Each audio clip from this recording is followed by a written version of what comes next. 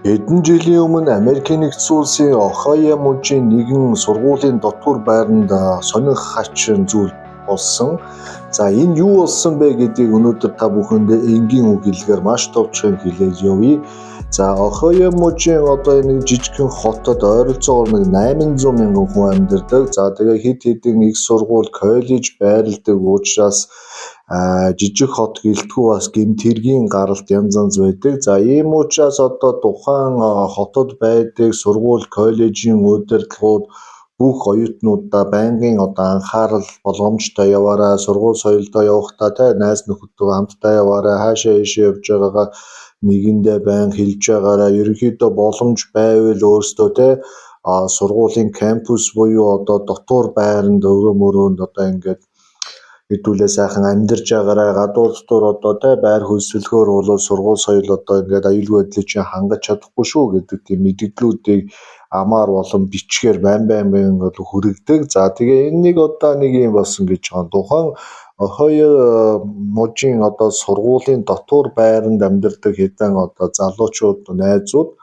ерөнхийдөө одоо төгсөх гинөө дараа жил ихэд төгсөөд явчих учраас бөөндөө нийлж байгаад нэгэн одоо хаусыг түрээслээд тэгээ хичээл номоо сайхан бэлдээд арай илүү бие даасан сургуулийн кампусаас гараад энгийн амьдралаар хэдүүлээ амьдарч үзье гэдэг тийм санаа оноо гаргасан. За мэдээж сургуулийн дотуур байрны хүрэлцээ чадамж муу байгаа учраас бас нэг санаа нийлсэн найзууд гараад явчвал бас хиндэ амар.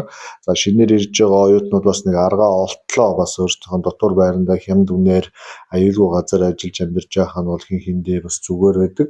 За ингээд санаа нийлсэн найзууд одоо нэгэн хаусыг тоочглоод яг энэ хаусыг түрээсэлнэ гэдэг тийм санаа оноо гаргасан. Тэр хотод болохоор зөвхөн оюутнуудад хаус түрээсэлдэг бас ганц нэг рент компаниуд бол байдаг. За тэгэхээр ерөнхийдөө яг ийм хаусыг одоо түрээсэлж авахын тулд одоо ойролцоогоор нэг санаа нийлсэн 10 хүн байх ёстой. Ягаад тэгэхээр тухайн хаус маань өөрөө 2 давхар учраас 5 буюу 1 давхартаа 5, 2 давхартаа 5 хүн одоо ингэж байхаар бүх зүйлийг бол нарийн зохион байгуулсан. За галтайгаа бол мэдээж одоо 2 давхар бол 1 давхартаа бас нийтийн галтайгаатай байдаг байгаа. Тэгэхээр ингээд энэ хаусыг түрээслээд түрээсэлж байгаа хүмүүст нь бас ашигтай. Оюутнууд өөрсдөө бас ингээд байнгын олуулаа учраас одоо хүн болгон дээр контракт гэрээ хийгээд ингээд айтаахан түрээсэлждэг тийм туршлагатай компани энэ хаусыг оюутнуудад түрээсэлсэн.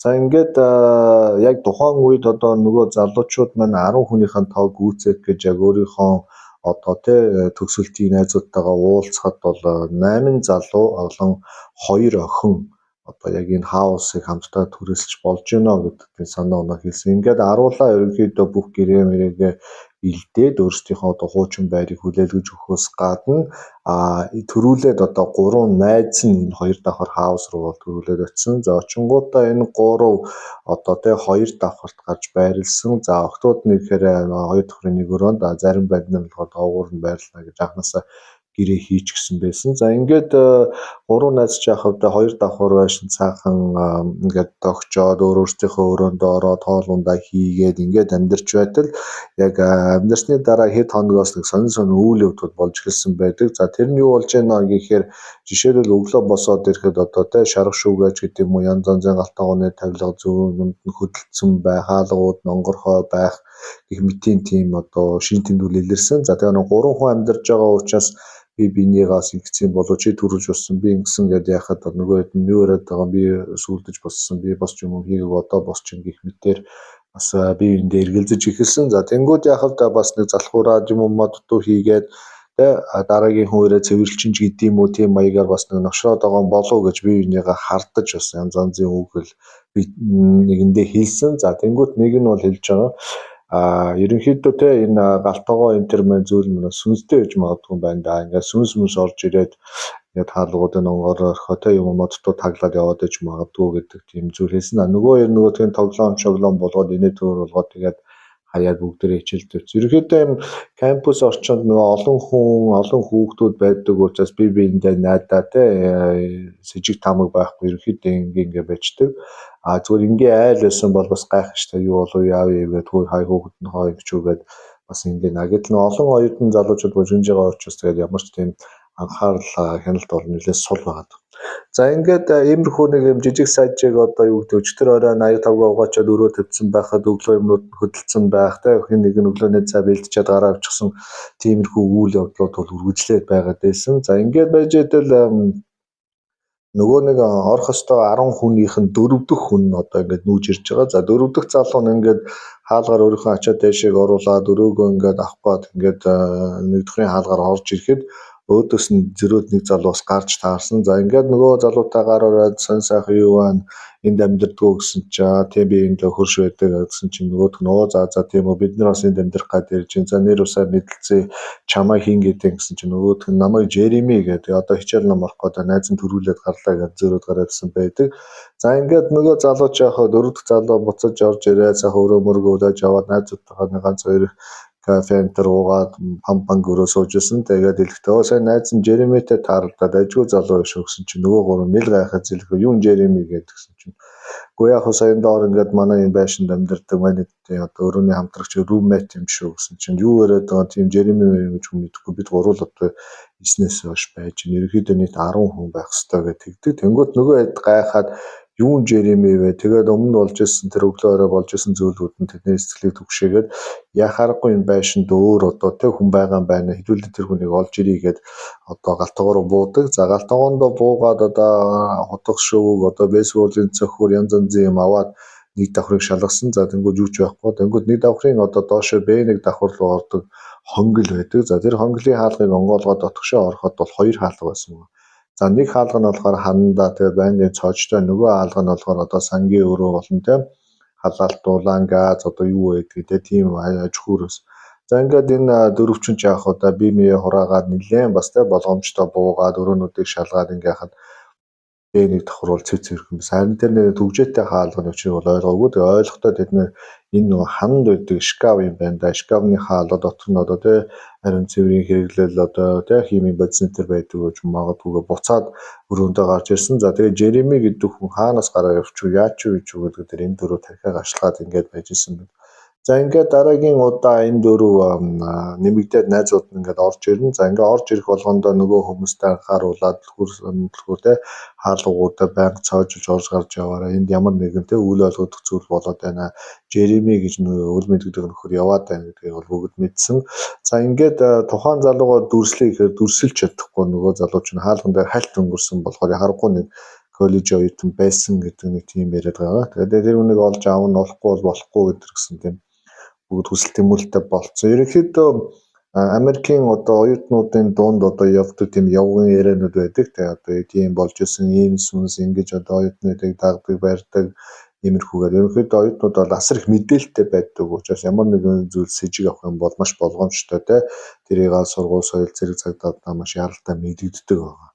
За ингээд нөгөө дөрвчин ч бол яг хөө ингэж явж байгаа 5 дахь 6 7 дахь найзууд нараараас орж ирээ бүгдээрээ маш боломжтой байсан. За нөгөө Жереми гэдэг нөхрийн үйл ажиллагаач улам нарийсэж те тэднэртэй бас тааралдахгүй ингээд ерөнхийдөө ингээд цаг хугацаа явж исэн. За ингэж явж байгаад нэг удаа бас хаалган дээр одоо те нөгөө охин нэгэн царайлаг залуутай бол зөрсөн байдаг. Тэгээд зөрөөд сонь сайхан юу байна гэж асуухад юмгүй энэ төргээд энгийн үг хэлээр яриад тэгээд асуусан чи манай байшинд амьдэрдгүү гэж асуухад нөгөө үл таних царайлаг залуу нэлээд одоо те тойруулсан шал өөр юм яриа те хотлоо нэг хошигнол энэ төр хийгээд тэгээд одоо хичээлдээ явлаа бай бай гэдээ гараад явсан байдаг. За ингээд охин ерөөсөө шууд ойлгосон нөгөө Жереми гэдэг залуу байна. Энд бас нөгөө нууц яриад байгаа хайгаад байгаа хүн энэ юм байна гэдэг нөгөө өрөөнийхөө найзуудыг бүгдийг дуудсан. За бүх найзууд нь цуглангуудаа тэр дороо тухайн байрыг түрээсэлж байгаа рент компани лууцтаа тэр рент компани цаашаа цагдаа дуудаад ингээд цагдаагийн ажилтнууд болон рент компани талбайсны байшингийн эзэмшигчнэр ирээд тэгээ бүгдээрээ энэ байшин нэвтэрч орсон. За ингээд бүх давхрыг одоо шалгаад үзэхэд ямар нэгэн те илүү дутуу хан шкаф бүх зүйлүүдийг шалгаж үзэхэд ямар нэгэн сэжигтэй зүйл болдоггүй. За ингээд доошоо бүгдээрээ Б1 давхар руу ороод үзэхэд бол яхаарахгүй нөгөө цоочтой хаалга. Тэгээ цоочтой хаалганы л одоо бүх асуултын хариу байгаа гэдгийг мэдчихсэн учраас одоо цагдаа зэрэгтэй тэр үйл хөдлөх хөрөнгөний газрынхан бүгд нийлж байгаа хаалгыг нэвдээд цоожиг юм утлаа дотгошоо нэвтрээд ороход яхаарахгүй жижигхэн өрөө байсан. Өрөө байгаа зогсохгүй дотроо жижигхэн нойлт валтуртай ерөнхийдөө нэг тийм студио маягийн одоо тэ зочд ирэхээр хоноод явдаг тиймэрхүү анхны нөгөө нэг зураг төсөлтөөрөө тийм байшин байсан. За ингээд цагдаа нар яваад ороход яхаа аргагүй нэг том матрас тавьчихсан. Тэгэл ор дээр хураагаагүй хувц хонор одоо зураг, ном дэвтэр гэдэг ерөнхийдөө яг нэг замбраагүй амьдардаг оюутан хүний амьдралын одоо тэг хэв шинжээндээ илэрсэн. За тэгээд ингээд зэрэг цагдаа нар ороод зураг мөргийг бэхжүүлж аваа. Тэгээ энэ хүн одоо яадаг идэг хүн бэ гэдэг ингээд харсан. За нөгөө хоёр охин ч бас яваад орсон. За бусад залуучууд нь бүгэргүүлдээд ингээд ямар хүн байдаг яадаг гэдэг харстай. Ямар ч байсан яг тухайн цагдаа зэрэг ороход бол тэр өрөөнд бол хүн байгаагүй. Гэхдээ яхаа аргагүй хүн амьдардаг, хүний орон гэрээр оромж байгаа нь бол ойлгомжтой.